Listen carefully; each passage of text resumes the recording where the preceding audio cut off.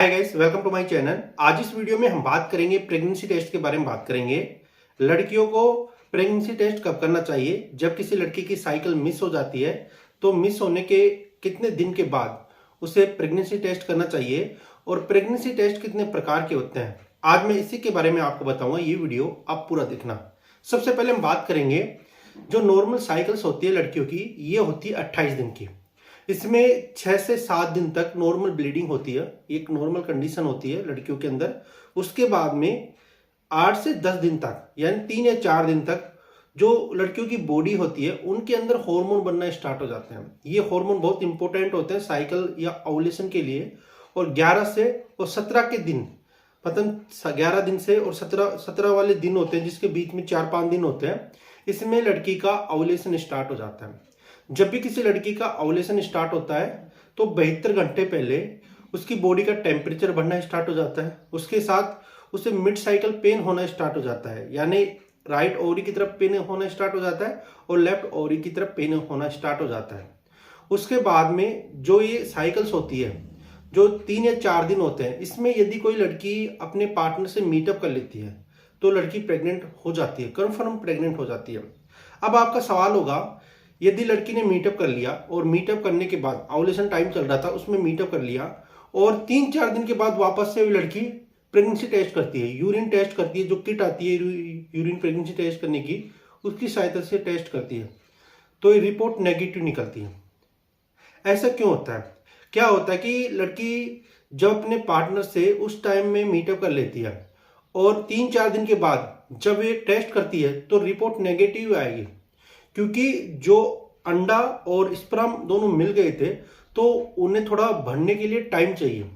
यानी आपकी जो साइकिल्स थी वे आ रही है और अगली साइकिल जब आने वाली है तो वे साइकिल मिस हो जाती है।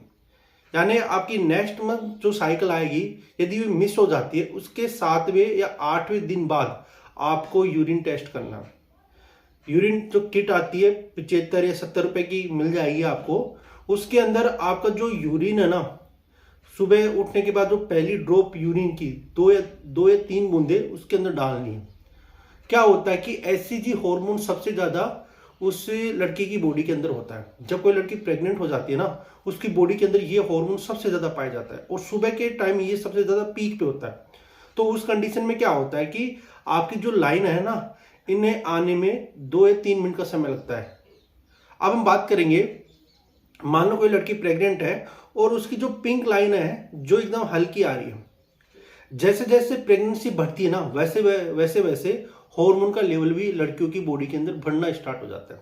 यदि आप जब आपकी नेक्स्ट पीरियड मिस हो जाता है और उस दौरान आप प्रेगनेंसी टेस्ट करते हो, थोड़ी पिंक थोड़ी गहरी नहीं आएगी, थोड़ी हल्की आएगी। यदि आप 15-20 दिन के बाद ये टेस्ट करते हो तो एकदम पूरी तरह से ये पिंक लाइन आएगी। जैसे जैसे प्रेगनेंसी बढ़ेगी वैसे वैसे उस लाइन भी गहरी होती, जो प्रेगनेंसी टेस्ट के अंदर जो लाइन है ये भी गहरी होना स्टार्ट हो जाएगी। अब हम बात करेंगे कितनी प्रकार की प्रेगनेंसी की जांचें होती है। यानी आपने पता लगाया कि आपका यूरिन टेस्ट नेगेटिव आ रहा है और आप प्रेग्नेंट हो, आपकी साइकिल नहीं आई, तो सबसे पहले आपको जो आप घर पर कर सकते हो, आप यूरिन टेस्ट कर सकते हो प्रेगनेंसी के लिए। यदि इसके अंदर रिपोर्ट नेगेटिव आ रही है और आपको लग रहा है कि आपका पीरियड मिस हो गया, 14 दिन हो गए, तो आपको क्या करना है कि आपको ब्लड टेस्ट कराना है। ये जो जांचें मैं आपको बता रहा हूँ ना, जो ब्लड टेस्ट, ये हॉस्पिटल के अंदर ही होती है, आप घर पर नहीं कर सकते। इसमें भी एचसीजी हार्मोन का लेवल देखा जाता है। डॉक्टर ब्लड लेता है और लेबोरेटरी में भेज के इसकी प्रेगनेंसी टेस्ट करता है कि लड़की प्रेग्नेंट है या नहीं है। उसकी बॉडी के अंदर जो हार्मोन होते हैं ना प्रेगनेंसी को मेंटेन करने के लिए, ये देखे जाते हैं। अब उसके अंदर भी रिपोर्ट एकदम 50% आ रही है, नॉर्मल आ रही है, 50% नहीं आ रही। ऐसे तो ब्लड टेस्ट के अंदर 100% रिपोर्ट आ जाती है। फिर भी आपको लग रहा है कि मैं प्रेग्नेंट नहीं हूं तो आप यूएसजी करा सकती हो। यूएसजी की सहायता से कंफर्म पता चल जाता है कि लड़की प्रेग्नेंट है नहीं है। 3 जांचें आज के टाइम में सबसे ज्यादा होती है। बेसिक है, सबसे पहले आप घर पर कर सकते हो, यूरिन टेस्ट कर सकते हो, यूरिन प्रेगनेंसी टेस्ट कर सकते हो। उसके बाद आप ब्लड टेस्ट भी करा सकते हो और उसके बाद आप यूएसजी भी करा सकते हो। तीनों जांचों की सहायता से आपको आपकी जो प्रेगनेंसी का टाइम, कितना बेबी है, ये पता चल जाएगा। जो पहली जांच है ना, ये कब करनी चाहिए?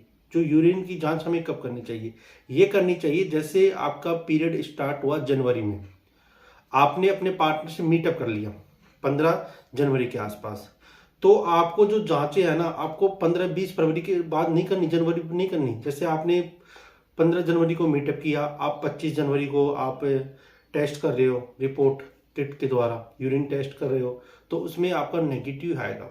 आपको क्या करना है कि आपको जनवरी में तो आपको मीटअप किया, आपको फरवरी यानी 10 फरवरी के बाद ही आपको यूरिन टेस्ट करना है। क्योंकि आपकी जब साइकिल मिस हो जाती है, आपको लग रहा है कि मेरी साइकिल नहीं आ रही, तो आपको 7-8 दिन बाद जो आपका जो साइकिल का टाइम था और जो ओव्यूलेशन का टाइम था पहले, यानी 11 तारीख से स्टार्ट हो रहा था आपका ओव्यूलेशन, उसी टाइम आपको ये जांचें करनी चाहिए। और उसके अंदर कंफर्म है कि आप पॉजिटिव आएगी। और आपकी जो लाइन है प्रेगनेंसी के अंदर, 2 लाइन होती है इसके अंदर जो किट होती है, एक तो कंट्रोल लाइन होती है, एक होती है प्रेगनेंसी लाइन जो पिंक होती है, टेस्ट की होती है। जो कंट्रोल लाइन होती है ना, ये सबके अंदर आती है। और जो पिंक लाइन होती है, जो दूसरी टेस्ट वाली होती है, ये प्रेगनेंसी में ही आती है। क्योंकि जब कोई लड़की प्रेग्नेंट हो जाती है ना, तो उसकी बॉडी के अंदर हार्मोन बढ़ना स्टार्ट हो जाते हैं। और जो ये सेकंड लाइन होती है ना, ये हार्मोन को ही पकड़ती है। यदि आपकी बॉडी के अंदर जो प्रेगनेंसी वाला हार्मोन है और वे बन रहा है, तो आपको ये पिंक लाइन आना स्टार्ट हो जाएगी। तो इस प्रकार आप जांचें कर सकते हो। यदि ये वीडियो आपको अच्छा लगा, वीडियो लाइक कर देना और मेरे चैनल को सब्सक्राइब कर देना। वीडियो देखने के लिए थैंक यू सो मच।